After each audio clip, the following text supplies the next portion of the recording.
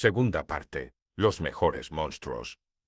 Las elecciones menos peores. La lluvia caía. Llevaba cayendo horas, convirtiendo el sendero que habían tomado para evitar las carreteras principales en un lodazal serpenteante, goteando desde el follaje que crecía encima desde ambos lados, y empapando poco a poco a la desafortunada congregación de la capilla de la Santa Conveniencia hasta los huesos. Había atravesado la capucha del hermano Díaz, le había bajado por los riñones, se le había acumulado en torno a los huevos, y en una alianza impía con el incesante movimiento de su silla mojada, se los estaba escociendo a base de bien. No recordaba que tener los huevos escocidos se contara entre los tormentos infligidos a los mártires. Debería contarse. Leches. La lluvia no es lo mío, gruñó, mirando enfurecido el firmamento de color gris hierro. Hacía sol no hace mucho, dijo la princesa Alexia, que cabalgaba a su lado con una gota perpetua en la punta de la nariz, y toda la regia dignidad de un cadáver de gato ahogado.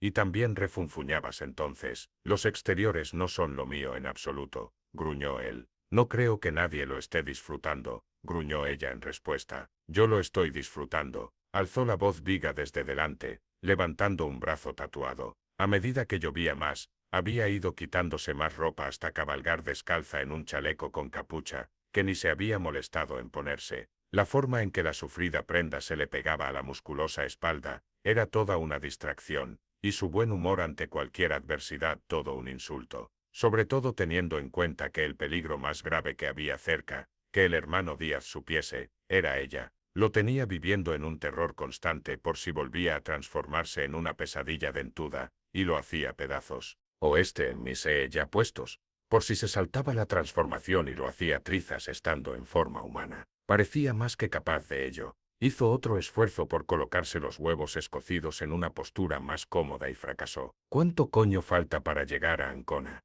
El hermano Díaz estaba al mando, por supuesto nombrado por la papisa en persona. Pero Jacob de Thorn era quien encabezaba el grupo en la práctica, rígido en la silla de montar, un hombre enzarzado en batalla mortal con el clima. Una batalla en la que no podía haber retirada, ni capitulación ni victoria. No vamos a Ancona, gruñó. ¿Qué? El hermano Díaz tuvo una seria punzada de alarma. Quizá por 50ª vez desde que habían salido de la posada. Refrenó a su infeliz montura, lo cual no era una gran gesta dado que avanzaban muy despacio. Ancona era sin ningún género de duda el plan de la cardenal Cisca. El viejo caballero giró su montura, antes que girar la cabeza. Los planes deben plegarse a la situación, gruñó. Los nuestros tienden a volverse de lo más blanducho a apenas una legua de la ciudad santa. Baptiste se inclinó fuera de la silla y ladeó su sombrero con un dedo haciendo caer un chorro de agua del ala, después de lo cual solemos improvisar. Marciano sabía dónde encontrarnos. Jacob hizo una mueca al darse un puñetazo donde no hacía tanto había tenido encajada una flecha. No es probable que sea el único que conozca nuestros planes. Necesitamos otro puerto. El hermano Díaz se hundió más todavía en su silla mojada. Si no es Ancona, ¿cuál? El reino de Nápoles queda descartado evidentemente. Génova o cualquiera de los puertos occidentales. Génova tiene sus encantos en primavera, rumió el barón Ricard. Significaría navegar frente a Sicilia, que rebosa de piratas. Puaj. Piratas, dijo Baptiste, estremeciéndose.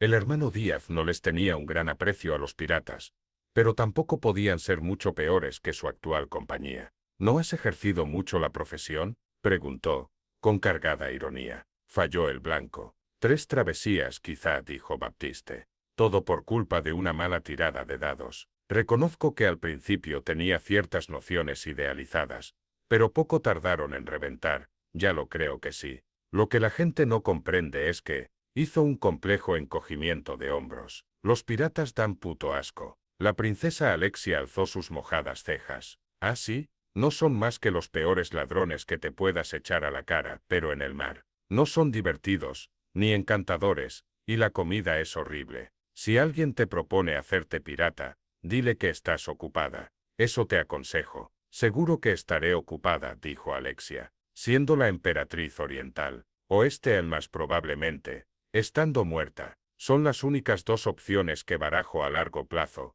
La verdad, claro que dices eso ahora, pero por la experiencia que tengo yo, que es considerable, aportó el hermano Díaz. La vida siempre da vueltas raras, vueltas muy raras. O este sea, y Baptiste hizo un gesto que abarcó la presente compañía, a caballo en aquel lamentable claro empapado. Mira alrededor. ¿Por qué hemos parado? El hermano Díaz se volvió aterrorizado, y encontró a Solete aparecida junto a él, mirándolo con aquellos antinaturales ojos enormes. Fuese cual fuese el arte negro que empleaba para pasar desapercibida, parecía afectar también a su caballo. El hermano Díaz observó al animal con no poca suspicacia. Estamos planteándonos la ruta, murmuró Alexia. La costa del mar Tirreno sería demasiado arriesgada.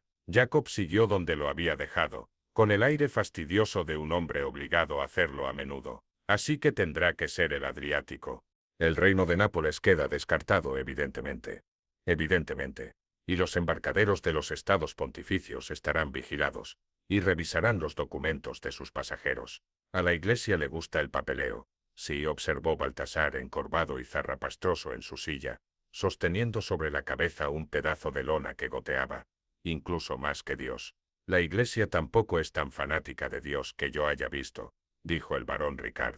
Lo tratan más o menos igual que un abogado trata la ley, como algo que sortear. Eres un vampiro, espetó el hermano Díaz. Claro que odias a la Iglesia. Al contrario, soy un gran admirador de los preceptos de tu religión. Es solo que encuentro muy triste que los salvados se parezcan por norma general tan poco a su salvadora. ¿De verdad tenemos que soportar las opiniones de un vampiro sobre teología, o este sobre derecho? Convino Baptiste. Pasé 2 meses argumentando un caso ante unos magistrados de Navarra, así que es como si tuviera una pata metida en el oficio. Como en todos los demás, comentó el barón. ¿Cuántas patas puede tener una mujer?, preguntó Viga, y se echó a reír. Ella sola. Los embarcaderos de los estados pontificios estarán vigilados, repitió Jacob, más fastidioso aún. Lo cual descarta Rávena, Rimini y Pescara, dijo Baptiste, contando las ciudades con los dedos. Pescara es un horror de todos modos, aportó el barón Ricard.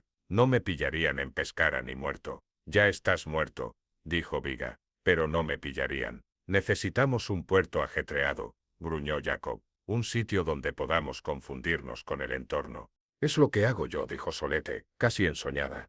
Y yo, asintió Viga, echándose la voluminosa melena a un lado para subirse la capucha, aunque sus hombros nervudos, tatuados con runas y advertencias, seguían siendo de lo más visibles, junto con los colmillos perrunos de su sonrisa. Pareces una mujer loba con capucha, le dijo Solete.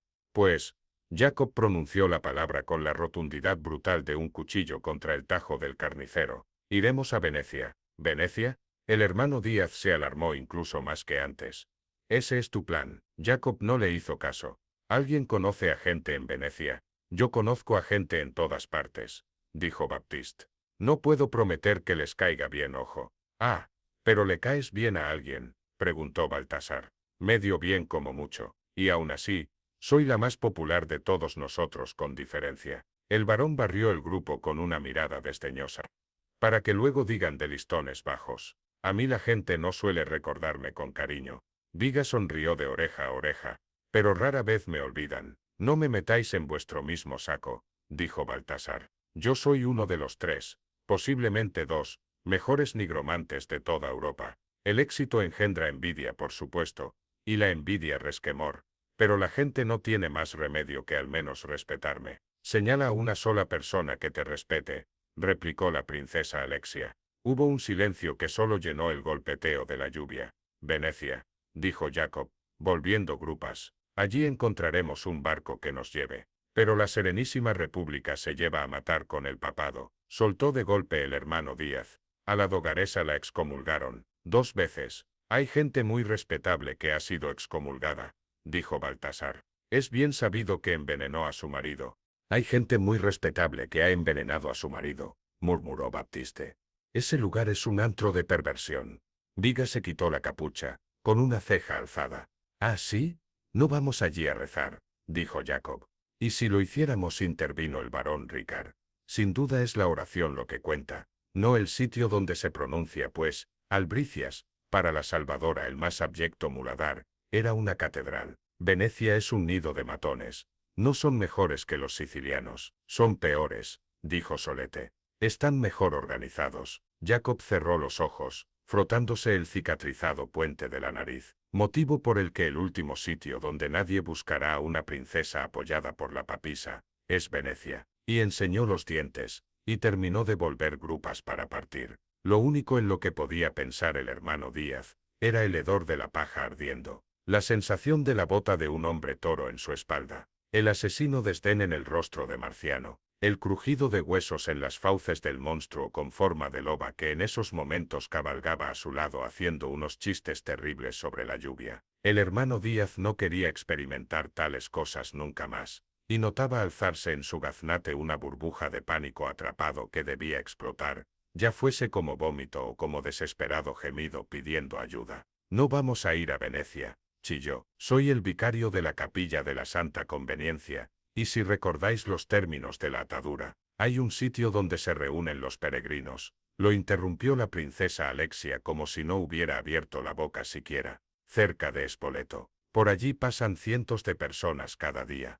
¿Qué te llevó a ese lugar?, preguntó Baltasar. Cuidar de tu alma inmortal. Me imagino, dijo Baptiste con alegría, que se pasó por allí para estafar a los salvados. Forman grupos y parten hacia Venecia para la travesía hacia Tierra Santa. La supuesta heredera al trono de Troya no confirmó las acusaciones de Baptiste, pero tampoco las negó. Podemos conseguir capuchas para todos y juntarnos con ellos. Pero podríamos tardar semanas, graznó el hermano Díaz. Prefiero llevarla a Troya tarde y viva, que rápido y en pedazos, dijo Jacob. En eso tengo que estar de acuerdo, murmuró Alex. Alteza.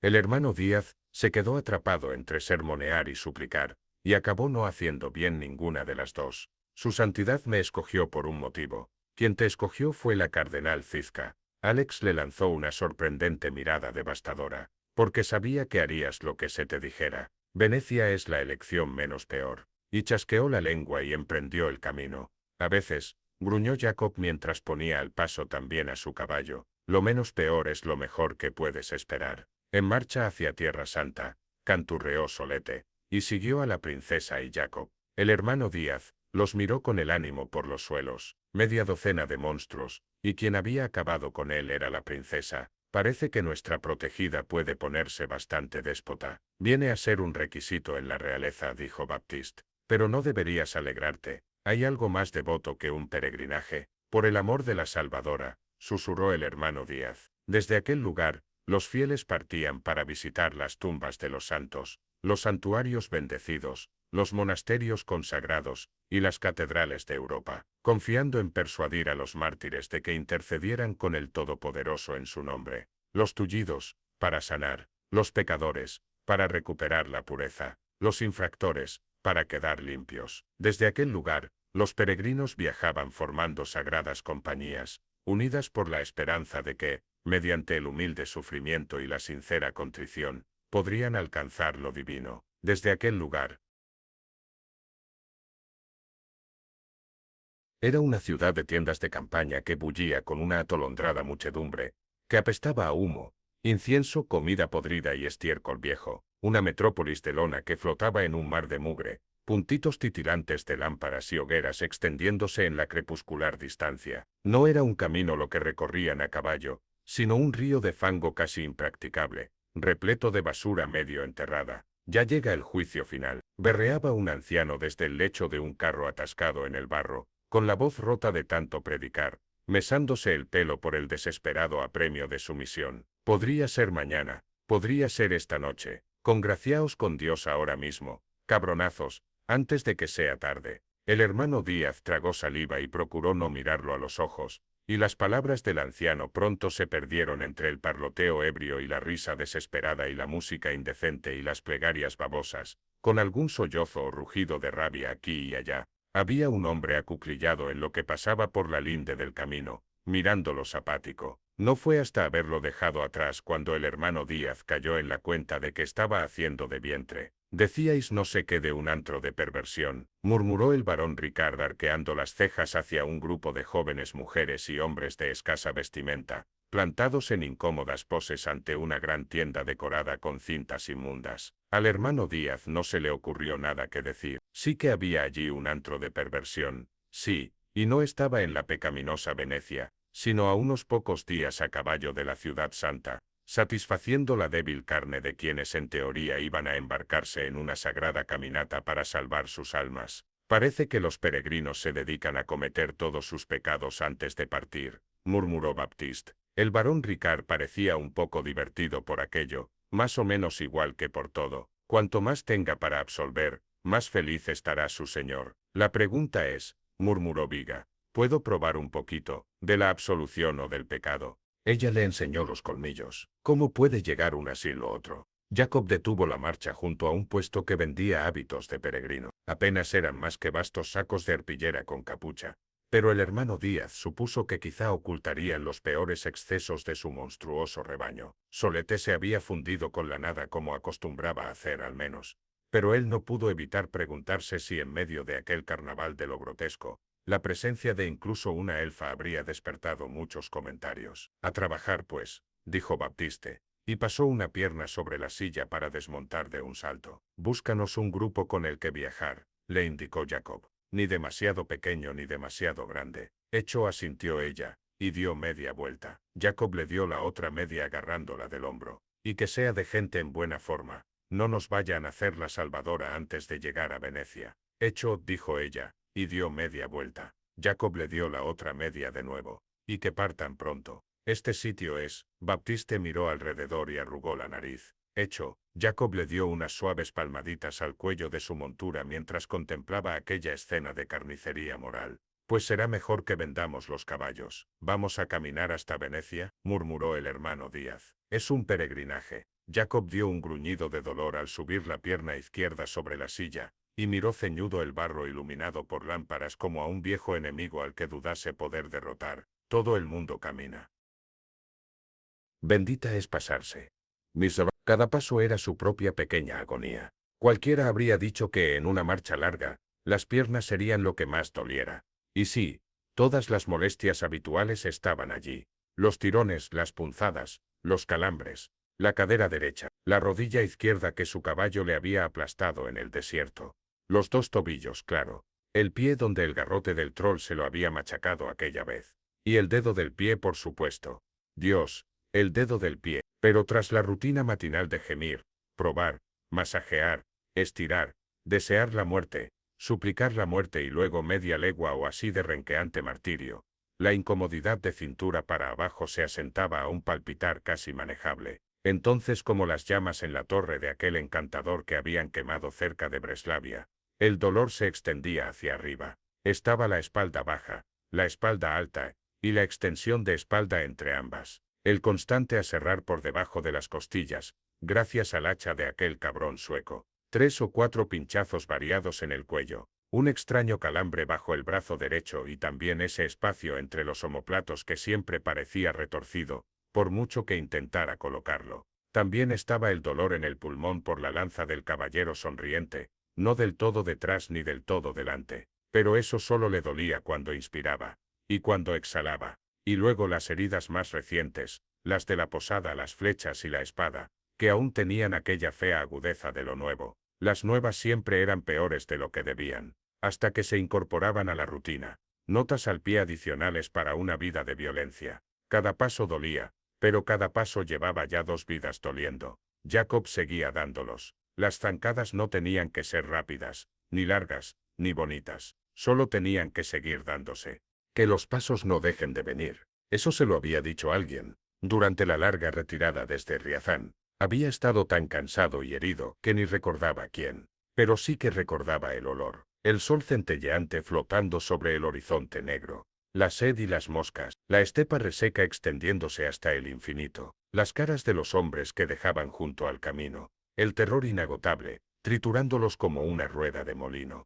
El repentino pánico, brutal como un relámpago. Había aprendido entonces lo que eran los hombres. Había visto grandiosas traiciones, tremendas necedades, avaricia eterna y cobardía sin fondo. Pero también había visto minúsculas, sorprendentes heroicidades, un mendrugo compartido, una voz cascada alzándose en canto, un hombre llevando a otro cargado a la espalda, otro negándose a que lo cargaran, una mano en el hombro, y una voz diciendo, que los pasos no dejen de venir. Todo hombre descubría quién era en aquella interminable llanura de barro y tormento. Jacob había descubierto quién era, y no le había caído demasiado bien el muy hijoputa. Excelencia, dijo el hermano Díaz, que seguro que habría raspado el suelo con la nariz si hubiera podido hacerlo mientras caminaba. La obispa Apolonia de Axi, líder de la llamada Compañía Bendita, lucía la sonrisa de una mujer que nunca había tenido que hacer una retirada larga y desesperada. Era una afamada teóloga, de la que se rumoreaba que estaba destinada a una futura santificación. Jacob aún no había visto a un teólogo resolver ningún problema que no hubiera creado él mismo. Y en cuanto a la santidad, había conocido a 4 personas beatificadas tras su muerte, y al menos una había sido un pedazo de mierda enorme en vida, y al menos otra una verdadera lunática. ¿A qué debemos el honor de vuestra visita?, preguntó servil el hermano Díaz. La obispa restó importancia a sus adulaciones con un gesto. Estando fuera de mi diócesis, no soy más que una humilde peregrina entre muchos. Había que reconocerle que aparte de un círculo de la fe plateado, no se daba ínfulas e iba vestida con la misma arpillera de sucio dobladillo que los demás. Estoy presentándome a todos los miembros de la compañía. Puedo deciros por experiencia que este es un viaje en el que nunca sobran amigos. ¿Ya habíais hecho alguna peregrinación? Esta será mi tercera. ¿Es difícil parar de pecar?, murmuró Jacob. Ser humana es pecar, respondió la obispa en tono apacible. Pecar y buscar la redención. Amén, exclamó el hermano Díaz. Amén, amén, ya lo creo que sí. Menudo lameculos estaba hecho, pero en fin, así eran los monjes. Si se le pagaba a un hombre para humillarse ante Dios 3 veces al día, no tardaría mucho en humillarse ante cualquiera. Es evidente que sufrís. La obispa Apolonia estaba observando a Jacob con lo que solo podía calificarse de queda preocupación. ¿Puedo aventurar que por una herida de guerra? Podéis aventurar que por varias, gruñó Jacob. Odiaba la compasión. Sabía que no la merecía. Deberíais visitar el santuario de San Esteban cuando pasemos. Es patrón de los guerreros, de los protectores en particular, murmuró Jacob. Llevé su retrato encima muchos años, un icono atornillado a la parte de dentro de mi escudo. Y ya no, lo enterré. Jacob hizo una mueca, por su rodilla o por el recuerdo o ambos, con un amigo, alguien que lo merecía más. La obispa Apolonia asintió, pensativa. Apropiado. Esteban era un guerrero temible, pero tras una visión de la Salvadora, decidió enterrar su espada y dedicar sus talentos a la sanación. Se dice que sus reliquias alivian el dolor de las heridas. Me temo que mis males no serán tan fáciles de curar. Una herida en el cuerpo no es nada en comparación con una herida en el alma. Jacob no estaba seguro de coincidir con aquello. Boris Drova desde luego no habría coincidido. Le habían clavado una pica en los genitales durante el asalto a las puertas de Narva. Tardó 7 meses en morir por ello, y no fueron buenos meses. Pero Jacob dudaba mucho que esa parábola en concreto fuese del agrado de la obispa. Si algo había aprendido durante sus muchos años en la tierra, era que las palabras rara vez eran mejores que el silencio, sobre todo en lo relativo a los genitales. Así que dio un gruñido cansado y lo dejó en eso. Para entonces la obispa Apolonia estaba haciéndose visera con una mano para mirar atrás por el camino. ¿Puedo pediros vuestra opinión sobre nuestra compañía bendita? Jacob había tenido que estimar muchas veces el tamaño de un grupo de gente, a veces mientras dicho grupo cargaba hacia él con un grito de batalla aterrador, y le parecía que aquella banda sería de unas 200 almas. En la vanguardia, acompañado por media docena de soldados y una contrariada monja, iba el púlpito portátil de la obispa con su tiro de caballos, un invento que quizá había impresionado al hermano Díaz incluso más que la propia obispa. A continuación desfilaban los peregrinos más adinerados, entre ellos 2 retratos, acarreados por sirvientes, de una mercader de Anagni y su cuarto esposo. Habían anhelado atender a sus almas inmortales, al parecer, pero un poco menos de lo que anhelaban atender el negocio, así que habían comprado una dispensa para enviar efigies en su lugar. La Salvadora había afirmado que no se podía comprar la entrada en el cielo, pero casi todo el mundo coincidía en que era solo una táctica negociadora por su parte. Los minifundistas artesanos y granjeros formaban el grueso de la compañía, varios de ellos afectados por dolencias. Había una pareja ciega guiada por una niña pequeña, una mujer de rostro enjuto que rebotaba gimiendo en una camilla. Todos rezaban diligentes suplicando un milagro en los muchos altares que encontraban de camino. Los pobres iban más hacia el final, con menos animales de carga y peor calzado. Había varios presos cumpliendo penitencias impuestas por la iglesia, algunos de ellos con grilletes o letreros que anunciaban sus pecados. Una cambiante estela de parásitos seguía a la columna, mendigos y ladrones, chulos y meretrices, traficantes de toda clase de vicios, incluida una tienda que montaban cada noche de la que emanaba música y risa hasta el alba. Había hasta un prestamista de voz suave que llevaba una casa de empeños en un carromato y varios guardias de mirada dura. Un negocio de probada solvencia. A Jacob no le cabía duda. Un grupo que buscaba el perdón, al fin y al cabo, debía incluir una cantidad decente de pecadores habituales. ¿Qué opinaba Jacob de su compañía bendita? Opinaba que era la sociedad en miniatura,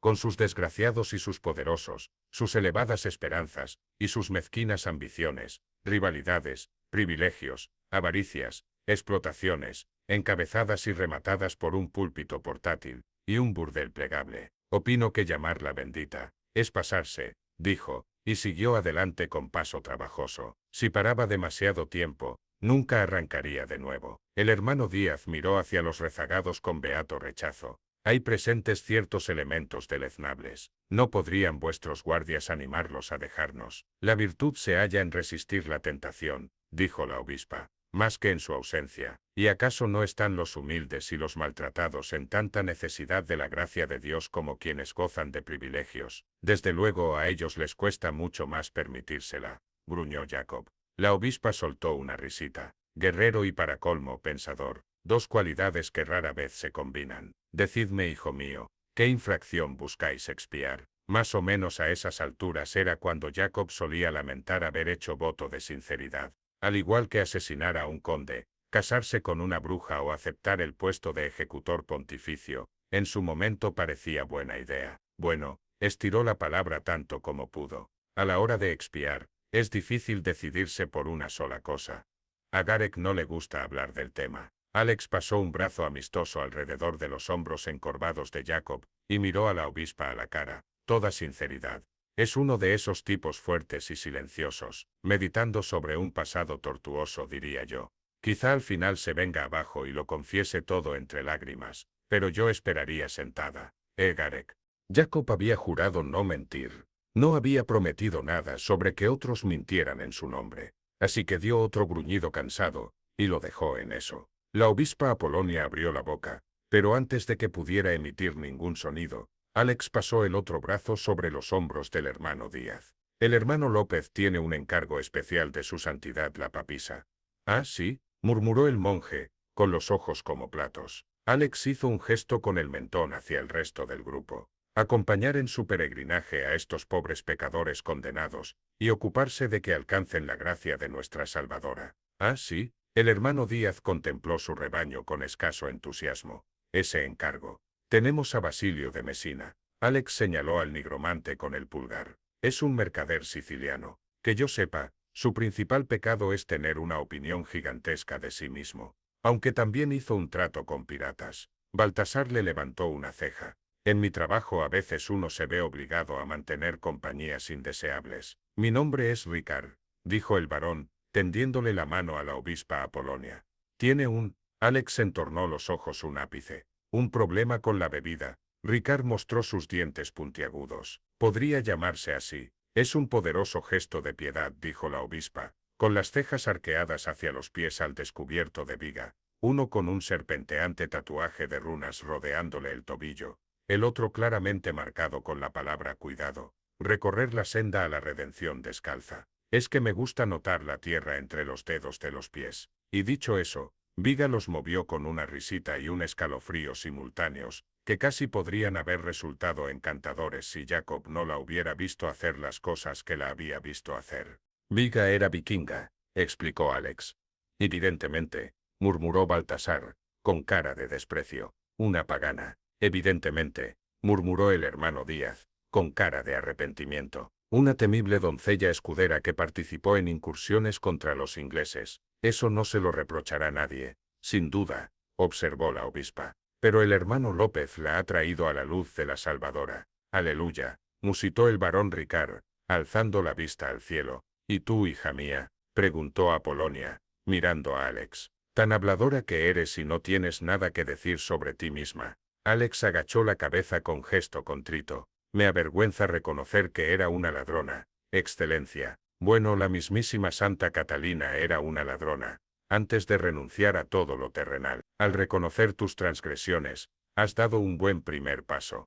Quizá tú también alcances la redención, y dediques tus indudables talentos a propósitos más elevados. Alex pestañeó en gesto pío. ¿Quién no guarda esa esperanza? Siempre he creído que la esperanza es la principal de las 12 virtudes, de la que emanan todas las demás, asintió el hermano Díaz. Dirigir unas almas tan dañadas como estas hacia la gracia. La obispa puso una mano en el hombro del monje. Ciertamente, hermano López, estáis haciendo la obra de Dios. Lo intento, excelencia. Díaz alzó la mirada al firmamento. Él no me lo pone fácil. ¿Dónde estaría el valor de los premios ganados con facilidad? Ya casi debe de ser hora de comer. Tendríamos que parar para las plegarias de mediodía. Y se llevó al hermano Díaz hacia la cabecera de la columna. He pensado que quizá querríais hacerle una lectura a nuestra virtuosa legión. El relato de Jonás y el dragón, tal vez, uno de mis favoritos. Viga miró cómo se marchaban,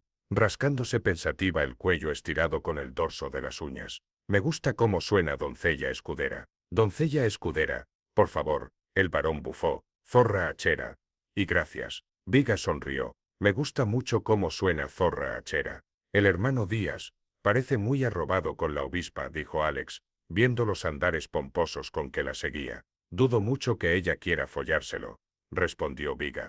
Baltasar se apretó el puente de la nariz. No todo consiste en follar. Claro que no. Viga, sonriente, se sorbió el moco y lo escupió al barro. Solo 3/4 partes. Espero que esto no acabe en lágrimas, dijo Alex. Jacob se apretó el dolorido hombro con el pulgar, y luego siguió cojeando. Todo acaba en lágrimas, murmuró.